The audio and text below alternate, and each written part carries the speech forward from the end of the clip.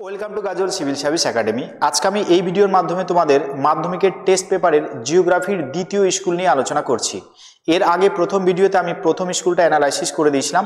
এই ভিডিওর মাধ্যমে আমি তোমাদের দ্বিতীয় বা সেকেন্ড স্কুলের সমস্ত প্রকার শর্ট প্রশ্ন নিয়ে অ্যানালাইসিস করে দিচ্ছি। ওকে, আশা করছি ভিডিওটি তোমাদের ভালো লাগবে।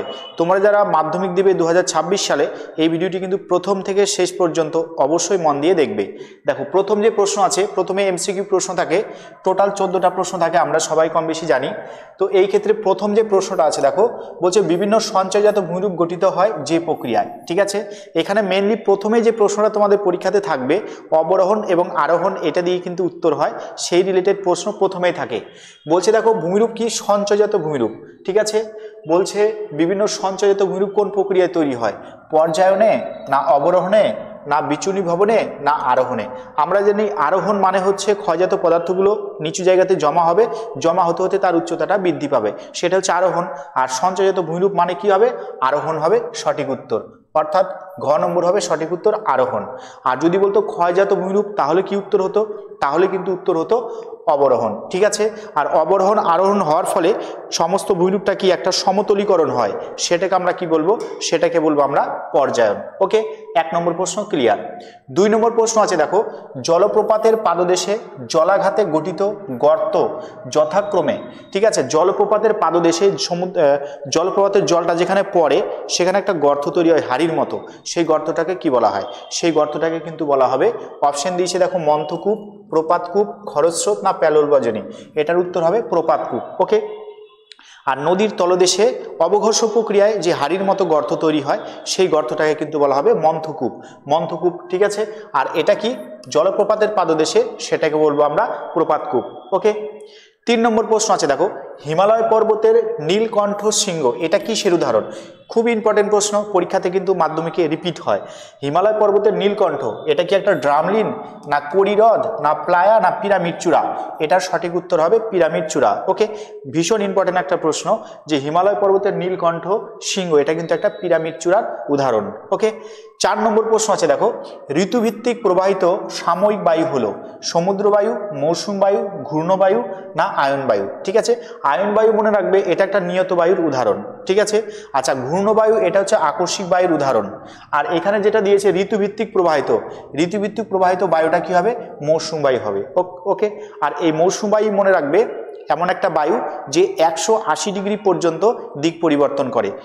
ওকে, অর্থাৎ গ্রীষ্মকালে দক্ষিণ পশ্চিম মৌসুম বায়ু আর শীতকালে উত্তর পূর্ব মৌসুম বায়ু কিন্তু প্রবাহিত হয় সম্পূর্ণ বিপরীত দিক থেকে, অর্থাৎ এদের ডিরেকশন কিন্তু 180 ডিগ্রি পর্যন্ত পরিবর্তন হয়। পরের নাম্বার আছে, দেখো 5 নম্বর প্রশ্ন আছে, বলছে শৈলক্ষেপ বৃষ্টিপাত সংঘটিত হয়। ঠিক আছে, বলছে শৈলক্ষেপ বৃষ্টিপাত সংঘটিত হয় পর্বতের কোথায়? মনে রাখবে এরকম যদি পর্বত হয়, এইখান যদি জলীয় বাষ্পপূর্ণ বায়ু আসে, তাহলে বাধাপ্রাপ্ত হয়ে উপর দিকে উঠে এই এরিয়াতে বৃষ্টিপাত হয়। আর যে সাইডে, পর্বতের যে সাইডে এই জলীয় বাষ্পপূর্ণ বায়ু বাধাপ্রাপ্ত হয়, সেটাকে বলা হয় প্রতিবাদ ঢাল। আর ঠিক উল্টা সাইডটাকে কি বলা হয়? অনুবাদ ঢাল। এই অনুবাদ ঢালে কিন্তু তৈরি হয় বৃষ্টির ছায়া অঞ্চল। ঠিক আছে, এখানে কি তৈরি হয়? বৃষ্টির ছায়া অঞ্চল, মানে এখানে বৃষ্টিপাত হয় না। তো এখানে যেটা প্রশ্ন দিয়েছে যে শৈলক্ষেপ বৃষ্টিপাত হয় কোথায় হবে, তাহলে উত্তর হবে ক, প্রতিবাদ ঢালে। ওকে, 6 নম্বর প্রশ্ন আছে, দেখো একটা উষ্ণ স্রোতের উদাহরণ ল্যাব্রাডার স্রোত, না এটা কিন্তু শীতল স্রোত, এটা কোথায় আছে? আটলান্টিক মহাসাগরে আছে। ওকে, নিরক্ষীয় স্রোত, এটা হচ্ছে উষ্ণ স্রোত। নিরক্ষীয় অঞ্চলে যে স্রোতগুলো তৈরি হয় সেগুলো সাধারণত উষ্ণ স্রোত হয়। ওকে, আচ্ছা ক্যানারি স্রোত, এটাও শীতল হবে। কুমেরু স্রোত, এটাও কিন্তু শীতল স্রোতের উদাহরণ। ওকে, 7 নম্বর, দেখো ফ্লাই অ্যাশ কোন প্রকার বর্জ্যের উদাহরণ? প্রথমে মনে রাখবে ফ্লাই অ্যাশটা কি? তাপবিদ্যুৎ কেন্দ্র থেকে যে ছাই উৎপন্ন হয়, সেই ছাইটাকে বলা হয় ফ্লাই অ্যাশ। ওকে, এই ফ্লাই অ্যাশ কিন্তু একটা বর্জ্য পদার্থ। ওকে, তো সেটা কিসের হবে উদাহরণ? চিকিৎসা? নিশ্চয়ই না। শিল্প? হ্যাঁ, শিল্পজাত কিন্তু বর্জ্য পদার্থ হবে ফ্লাই অ্যাশ। ওকে, এই ফ্লাই অ্যাশ বা তাপবিদ্যুৎ কেন্দ্রের ছাই বর্তমানে ইট তৈরির কাজে কিন্তু ব্যবহার করা হয়ে থাকে। ওকে, পরের প্রশ্ন, কারেওয়া মৃত্তিকা দেখা যায় কোথায়? মনে রাখবে কাশ্মীর উপত্যকায় কারেওয়া মৃত্তিকা কিন্তু দেখা যায়, তাহলে উত্তর কি হবে? কাশ্মীর উপত্যকা। ওকে, এখানে এক ধরনের মৃত্তিকা যেটা নাম কারেওয়া, সেটা কিন্তু জাফরান বা কেশর চাষের জন্য বিখ্যাত, এবং গোটা পৃথিবীতে কাশ্মীরের কারেওয়া মৃত্তিকায় উৎপন্ন জাফরান পৃথিবী বিখ্যাত। ওকে, তাহলে এটা কি হবে? কারেওয়া মৃত্তিকা কাশ্মীর উপত্যকায় অবস্থিত। 9 নম্বর প্রশ্ন, ভারতের বৃহত্তম সেচ খালের নাম কি? ভারতের সবচেয়ে বড় সেচ খাল বলছে উচ্চ গঙ্গা খাল, সিরহিন্দ খাল, ইন্দিরা গান্ধী ক্যানেল। এটা কি হবে? ইন্দিরা গান্ধী ক্যানেল হবে। ওকে, এটা কিন্তু শতদ্রু এবং বিপাশা নদীর সংযোগস্থল থেকে কেটে রাজস্থানের মধ্য দিয়ে কিন্তু একদম মরুভূমি পর্যন্ত সেটা বিস্তৃত। ওকে, আর এই রাজস্থানে যে কৃষি সমৃদ্ধ এরিয়া, এই রাজস্থান ক্যানালের জন্য কিন্তু সেটা ডেভেলপড হয়েছে। রাজস্থান যথেষ্ট কৃষিতে একটা উন্নত রাজ্য। আচ্ছা, পরের প্রশ্ন হচ্ছে দেখো 10 নম্বরে বলছে কর্ণাটকে আম্র বৃষ্টিকে কি বলা হয়? কর্ণাটকে যে আম্র বৃষ্টি হয় সেটাকে কিন্তু বলা হয় চেরি ব্লুজুম। সেটা উত্তর কি হবে? উত্তর হবে ঘ, চেরি ব্লুজুম। ওকে, আদিটা কি বলতো? আদিটা হচ্ছে রাজস্থান এবং তার পার্শ্ববর্তী অঞ্চলে গ্রীষ্মকালে এক প্রকার ধূলিঝড় উৎপন্ন হয় বা সৃষ্টি হয়, সেটাকে বলা হয় আধি। ওকে, কালবৈশাখী কি? এটা কিন্তু মোটামুটি গ্রীষ্মকালের প্রাককালে, অর্থাৎ গ্রীষ্মকাল শুরু হওয়ার ঠিক আগেই, অর্থাৎ তোমার হচ্ছে বৈশাখ মাসের দিকে। তো আমাদের কি হয়, পশ্চিমবঙ্গ সহ তার পার্শ্ববর্তী অঞ্চলে একটা ঝড় তৈরি হয় এবং এই ঝড়টা উত্তর এবং পশ্চিম দিক থেকে ধেয়ে আসে, তাই এটাকে বলা হয় কালবৈশাখী বা নর ওয়েস্টার বলা হয়। ঠিক আছে, এটাকে কি বলা হয়? কালবৈশাখী বা নর ওয়েস্টার। আর বয়দশিলা কি? এই কালবৈশাখী ঝড়টাই যদি আসামে দেখা যায় সেটাকে বলা হবে বরদৈছিলা। মনে থাকবে, এইভাবে কিন্তু ঘুরিয়ে ফিরিয়ে আমাদেরকে জানতে হবে। 11 নম্বর প্রশ্ন আছে দেখো, ভারতের চা গবেষণাগার কোথায় আছে? জোরহাট, দার্জিলিং, কলকাতা না জলপাইগুড়ি? মনে রাখবে, চা গবেষণাগার আছে কোথায়? জোরহাটে। এবং যদি বলে কফি গবেষণাগার কোথায় আছে, তাহলে কিন্তু এটা সঠিক উত্তর হবে কর্ণাটকের চিকমাগালুরে। ওকে, তাহলে এই দুটো অবশ্যই মনে রাখবে। আখ গবেষণাগার কোথায় আছে? আখ হচ্ছে লখনৌতে আছে। ঠিক আছে, তো এরকম পরীক্ষাতে প্রশ্ন আসে কোনটার গবেষণাগার কোথায় অবস্থিত। আর চা উৎপাদনে মনে রাখবে ভারতের মধ্যে আসাম রাজ্য প্রথম, আর হচ্ছে আমাদের পশ্চিমবঙ্গ সেকেন্ড। কিন্তু পৃথিবী বিখ্যাত যদি চার কথা বলে তাহলে মনে রাখবে পৃথিবী বিখ্যাত চা উৎপাদন হয় আমাদের দার্জিলিংয়ে। দার্জিলিংয়ের চা স্বাদে এবং গন্ধে গোটা পৃথিবীতে বিখ্যাত। ওকে, 12 নম্বর, যে শিল্পের জন্য সল্ট লেকের সেক্টর 5 বিখ্যাত। সল্ট লেকের সেক্টর 5 কি জন্য বিখ্যাত? এটা মনে রাখবে, তথ্য প্রযুক্তি শিল্পের জন্য কিন্তু সল্ট লেকের সেক্টর 5 বিখ্যাত। ঠিক আছে, 13 নম্বর প্রশ্ন আছে দেখো, ভারতের সর্বাধিক স্বাক্ষর রাজ্য গোয়া, বিহার, মহারাষ্ট্র না কেরল? কেরল হচ্ছে ভারতের সর্বাধিক স্বাক্ষর রাজ্য। এর সাক্ষরতা কত? 93.91%। এটা কিন্তু সমস্তটাই 2011 সালের সেন্সাস অনুসারে ডেটা।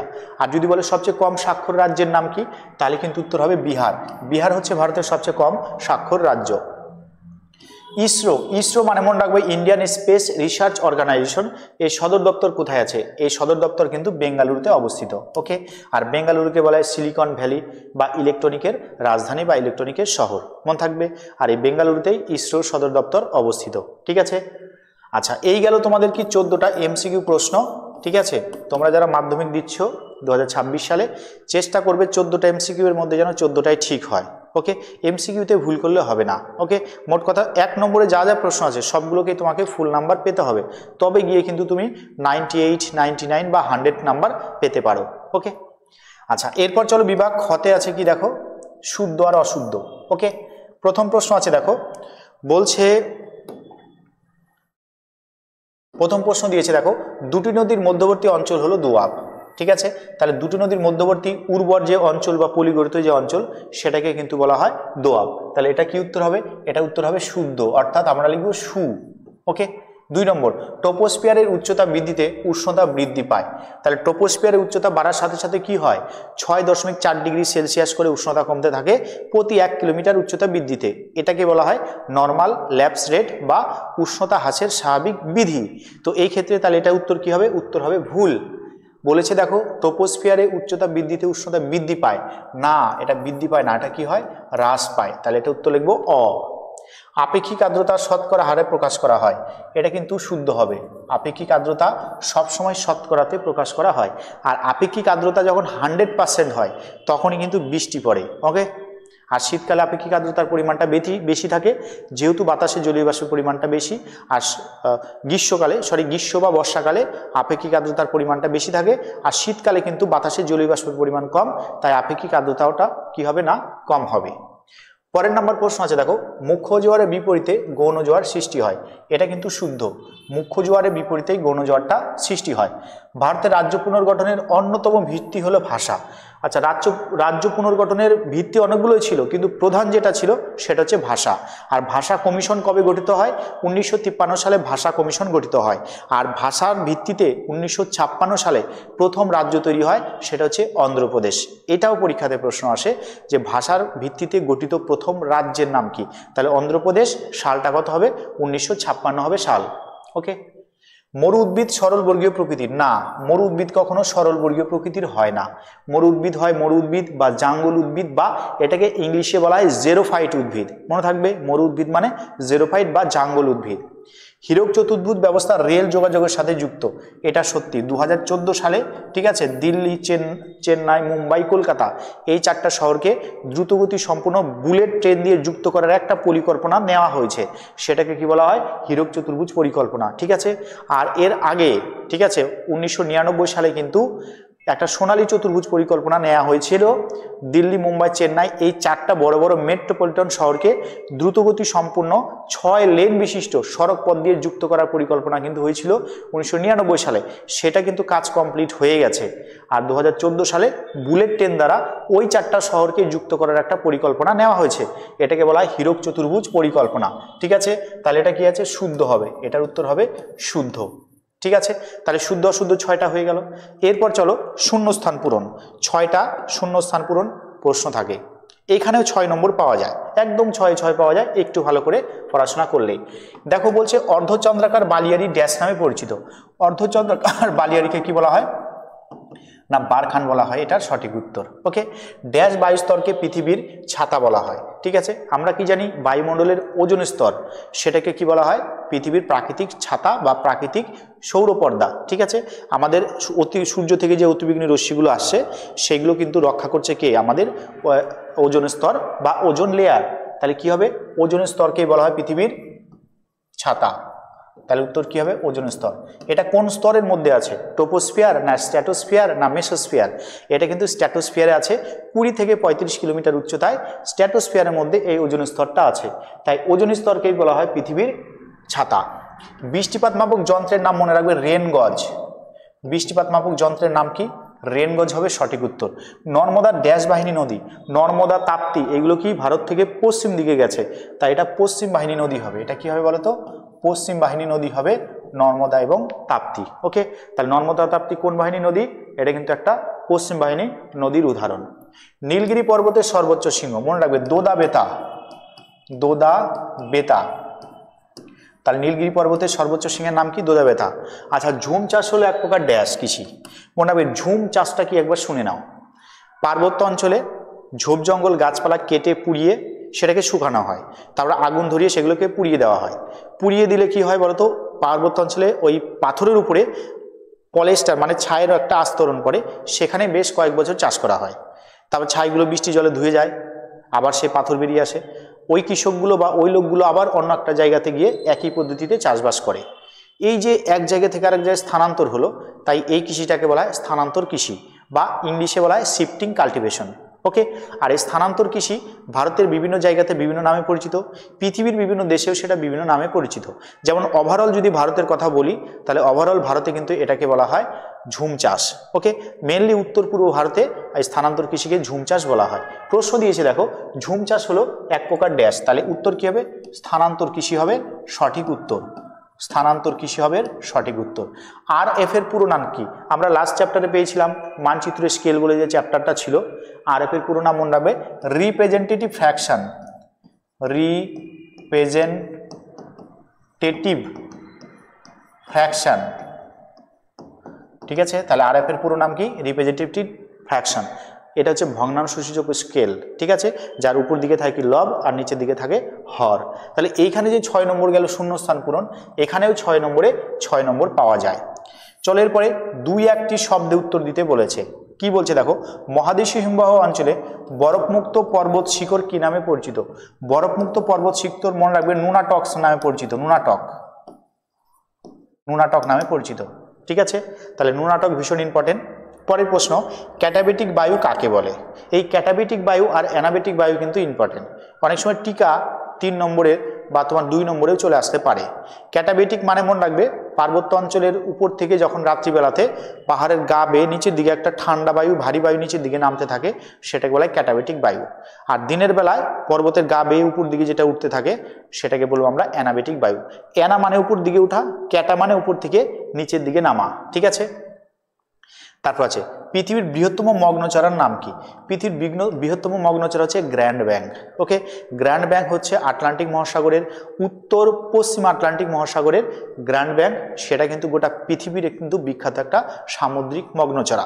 পরীক্ষায় প্রশ্ন আসে যে গ্র্যান্ড ব্যাংক কি জন্য বিখ্যাত? এটা কিন্তু একটা সামুদ্রিক মৎস্যক্ষেত্র বা সামুদ্রিক মগ্নচরা হিসেবে গ্র্যান্ড ব্যাংক বা ব্যাংক বিখ্যাত। ঠিক আছে, পরের নাম্বার চলো।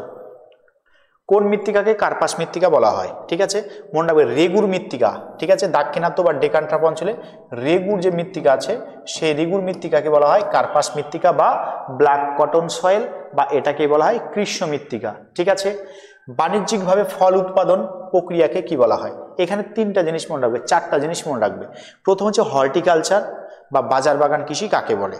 এটা মানে হচ্ছে কোন একটা শহর তার পার্শ্ববর্তী যে শহরতলি থাকে সেই শহরতলিতে শহরের দৈনন্দিন টাটকা শাকসবজি, ফুল এবং ফলের চাহিদা মেটানোর জন্য ওই শহরতলিগুলোতে অত্যাধুনিক প্রযুক্তিতে যে কৃষিকাজ করা হয় সেটাকে বলা হয় হর্টিকালচার বা বাজার বাগান কৃষি বা উদ্যান কৃষি। এই উদ্যান কৃষি কয় প্রকার হয়? 3 প্রকার হয়। একটা হচ্ছে পোমাম কালচার মানে ফলের চাষ, একটা হচ্ছে ওলেরিকালচার মানে শাকসবজির চাষ, আর একটা হচ্ছে ফ্লোরিকালচার মানে ফুলের চাষ। এখানে যেটা প্রশ্ন দিয়েছে বাণিজ্যিকভাবে ফল উৎপাদন, তাহলে কি হবে? ফল বললে পোমাম কালচার হবে। পোমাম, পয়কার ময়কার ম, পোমাম কালচার। শিকড় আলগা শিল্পের একটা উদাহরণ দাও। শিকড় আলগা শিল্পের 2টা উদাহরণ মনে রাখবে। ঠিক আছে, 3টা উদাহরণ মনে রাখবে। একটা হচ্ছে ইলেকট্রনিক শিল্প। ঠিক আছে, এটাকে 3 নম্বরে দিবা। প্রথমে মনে রাখবা কার্পাস শিল্প, তার পাট শিল্প, তার ইলেকট্রনিক শিল্প। এই 3টা শিল্প কিন্তু বর্তমানে বা বেস্ট উদাহরণ কিসের? না শিকড় আলগা শিল্প। এই শিল্পগুলো যেখানেই গড়ে উঠুক না কেন পরিবহন খরচ সব জায়গাতেই সমান হয়, তাই এই সমস্ত শিল্পের আদর্শ কোনো অবস্থান লক্ষ্য করা যায় না যে এটা এখানেই গড়ে উঠবে। মানে কাঁচামাল উৎপাদক অঞ্চলে গড়ে উঠতে পারে, বাজারের কাছে গড়ে উঠতে পারে, বা দুটোর ঠিক মাঝামাঝিতেও গড়ে উঠতে পারে। তো এরকম শিল্প যার কোনো নির্দিষ্ট অবস্থান লক্ষ্য করা যায় না সেটাকে একমাত্র বলা হয় শিকড় আলগা শিল্প। ওকে, মোট জনসংখ্যার বিচারে ভারতের কোন রাজ্য প্রথম? মনে রাখবে মোট জনসংখ্যার বিচারে ভারতে উত্তরপ্রদেশ প্রথম, কিন্তু মোট জনঘনত্বের বিচারে কোন রাজ্য প্রথম? সেই ক্ষেত্রে উত্তর হবে বিহার। তাহলে জনঘনত্ব সবচেয়ে বেশি বিহারে, জনসংখ্যার মোট পরিমাণ সবচেয়ে বেশি কোথায়? উত্তরপ্রদেশে বেশি। ওকে, উত্তরপ্রদেশে এত জনসংখ্যা আছে, পৃথিবীতে ওইরকম অত বড় দেশ নাই যে দেশের অতটা জনসংখ্যা, অনেক দেশ আছে তার থেকে কম জনসংখ্যা। ওকে, তার মানে উত্তরপ্রদেশ একটা দেশ হিসাবে ভাবলেও ভুল হবে না। উপগ্রহ চিত্র কোন রূপে প্রকাশ করা হয়? এটা মনে রাখবে ডিজিটাল রূপে প্রকাশ করা হয়। ডিজিটাল রূপে কিন্তু প্রকাশ করা হয় উপগ্রহ চিত্র। তাহলে এই গেল তোমাদের 6টা এক কথায় বা একটি বাক্যে উত্তর। এরপর চলো বলছে দেখো 4 নম্বরে 4টা থাকে মিলিয়ে লেখা। এল নিনোর সাথে কি হবে? এল নিনোর পুরো নাম কি জানি আমি, বা এল নিনো শব্দের অর্থ হচ্ছে শিশু খ্রিস্ট বা চাইল্ড খ্রিস্ট। ওকে, তাই এখানে কি বলছে? খ্রিস্ট পুত্র। মেঘালয় কিসের উদাহরণ? মেঘালয় মালভূমির সর্বোচ্চ শৃঙ্গের নাম হচ্ছে শিলং। পাঞ্জাবের সাথে কি মিলবে? পাঞ্জাবে ভারতবর্ষে প্রথম সবুজ বিপ্লব হয়েছিল। আর দেরাদুনে কি আছে? Survey of India, SOI। ঠিক আছে, এই সার্ভে অফ ইন্ডিয়া কিন্তু কোথায় অবস্থিত? দেরাদুনে অবস্থিত। ঠিক আছে, তাহলে এই গেল তোমাদের সমস্ত শর্ট প্রশ্ন, এবং তার সাথে সাথে কিছু দেখো নিচে 2 নম্বর যে প্রশ্নগুলো আছে এইগুলো আমি ডিসকাস করছি না, আমি ভিডিওর মাধ্যমে চেষ্টা করব ম্যাক্সিমাম স্কুলের শুধুমাত্র শর্ট প্রশ্নগুলোকে ডিসকাস করে দেওয়ার। ঠিক আছে, তোমরা যারা 26 সালে মাধ্যমিক পরীক্ষা দিচ্ছ অবশ্যই এই চ্যানেলটিকে সাবস্ক্রাইব করে রাখবে, আমার ফেসবুক পেজটাকেও অবশ্যই সবাইকে ফলো করবে। ঠিক আছে, নিয়মিত ভিডিওগুলোকে আমি আপডেট করব। এর সাথে সাথে খুব তাড়াতাড়ি আমি তোমাদের একটা সম্পূর্ণ সাজেশন তোমাদেরকে তুলে ধরবো এই আমার চ্যানেলের মাধ্যমে। ওকে, অবশ্যই সবাই ভালো থাকে, সবার প্রিপারেশন ভালো হোক, সবার রেজাল্ট আশা করি ভালোই হবে। ধন্যবাদ সবাইকে।